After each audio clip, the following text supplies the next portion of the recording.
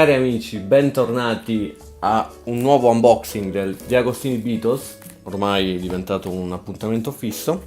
Dovremmo essere al numero 10 e 11, non lo so, il pacco è pesantino.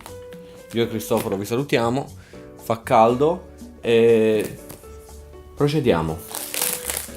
Sto inquinando tantissimo con questi unboxing, ma tanto siamo in attesa da differenziata. Com'è? Ripeti se hai il coraggio.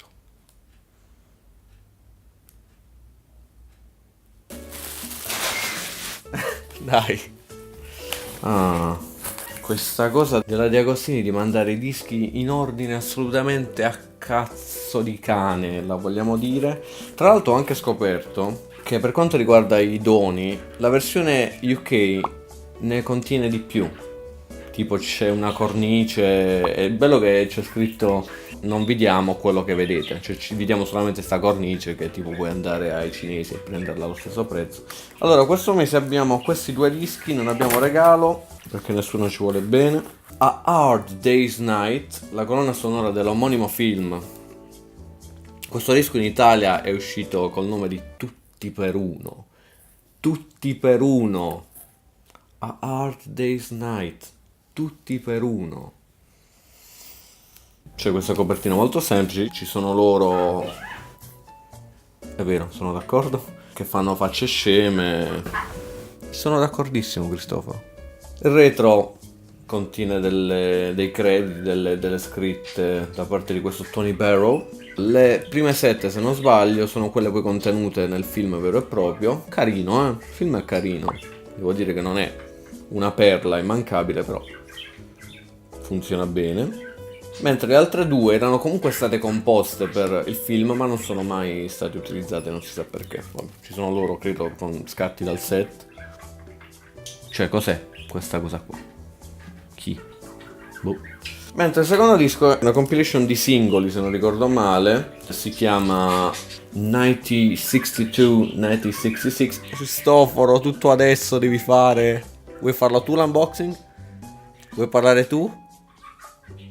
È figa questa cosa perché questa foto dovrebbe essere stata fatta alla EMI di Manchester. È tratta dalle session del primo disco, Please Please Me. Mentre questa è dell'ultimo periodo, certamente, probabilmente di fine anni 60, non so precisamente quando, sempre lì.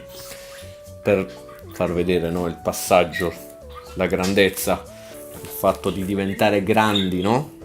E poi, come sempre, i soliti due fascicoli che, boh, sinceramente non so ancora cosa può significare.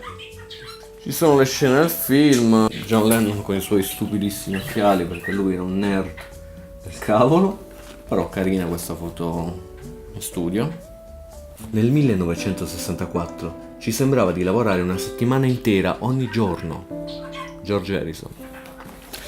Era dura la vita dei miliardari, devo dire, era dura. Poi questo bello scatto in 4. E passiamo all'altro fascicolo. Certo che li hanno scattati in tutte le posizioni possibili e immaginabili, con le rose, seduti sulle casse, in mezzo ai fiori, la nomina dalla regina di baronetti per alto servizio alla patria per quanto riguarda l'arte e la cultura. E qui un funerale probabilmente, viste le facce, ma belli comunque. Ringo sempre ha quella faccia che ha quel non so che di strafigo. Passiamo ad aprire i dischi. Cominciamo con Hard Day's Night, visto che credo ci sia solamente il disco all'interno. E sto diventando un pro secco. Non c'è assolutamente niente. La sleeve con il disco Side A e Side B, Side A anzi. Io non sono anglotrofico, quindi posso parlare come cazzo voglio, va bene? Il computer si è avviato da solo.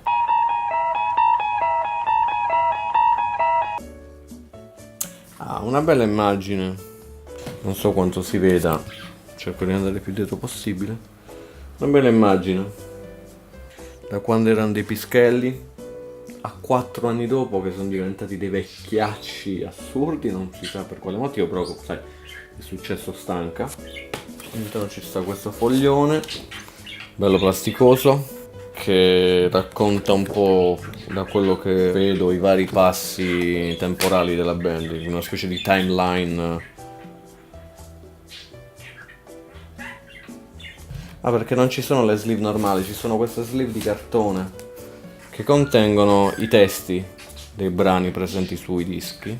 Non amo tanto questo tipo di sleeve perché dentro è cartonato, quindi ti graffia il disco, lascia residuo, infatti non so se si vede, lasciato un residuo di cartonazzo che poi diventa sporcizia sul piatto. Questo è il disco 1 con la tipica mela, il disco 2.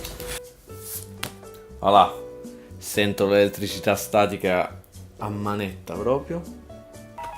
Il computer si è spento da solo di nuovo, non so cosa l'abbia fatto accendere. Anche per oggi è tutto, non c'è più nient'altro, pacco veramente essenziale questa volta.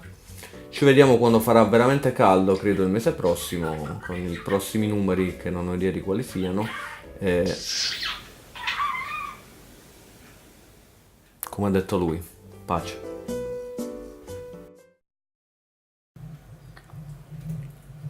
Cristoforo, basta mangiare in questo momento. Senta, scusi, la vogliamo smettere di leccare?